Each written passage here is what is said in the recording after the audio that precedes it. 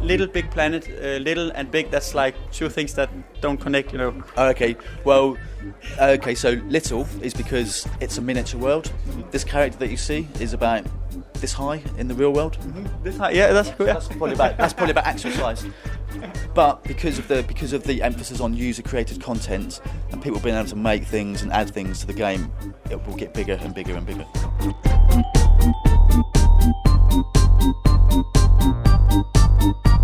So we're a very small team, so we tend to wear a lot of different hats, but my main responsibilities on this game are I'm kind of helping to design the game from the initial concept to the level design, and I'm also a technical artist.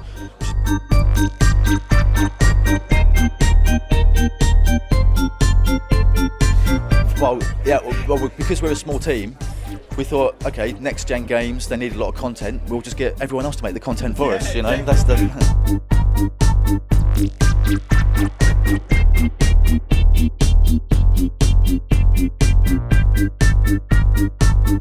Just very quickly, I'm going to customise my character to make him look a bit more like my personality. So, all very simple, just like using the D-pad to navigate, and I can choose different costumes. So now he looks like you, actually. Oh, thank you very much. Yeah.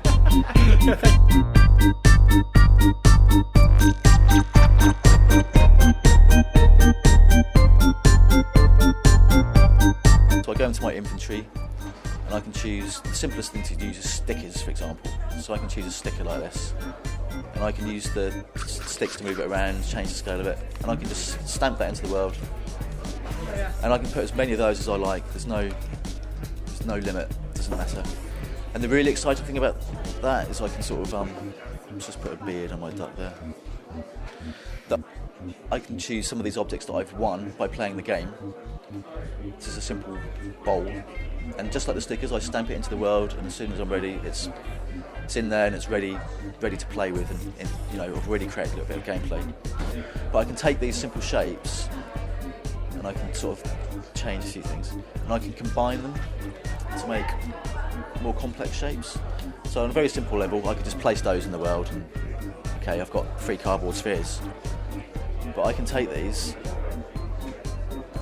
and do more complex shapes, so I could take like a square and overlap them. Okay, and I can put stickers on this. And the really important thing is that when I'm making this, we can be doing this together. We can be playing in the same room or over the internet, and we can make things together and then share them with other people. So here you can see that this is something that's had a bit more time spent on it, and it's actually... The materials are really impressive.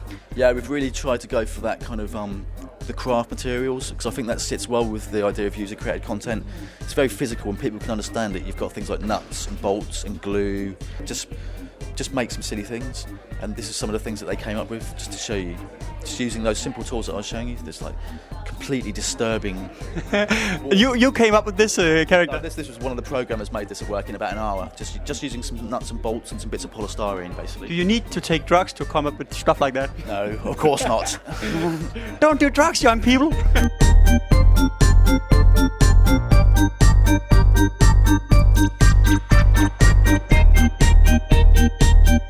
I certainly hope so, otherwise what's the point? Exactly, that's the only point to make a game.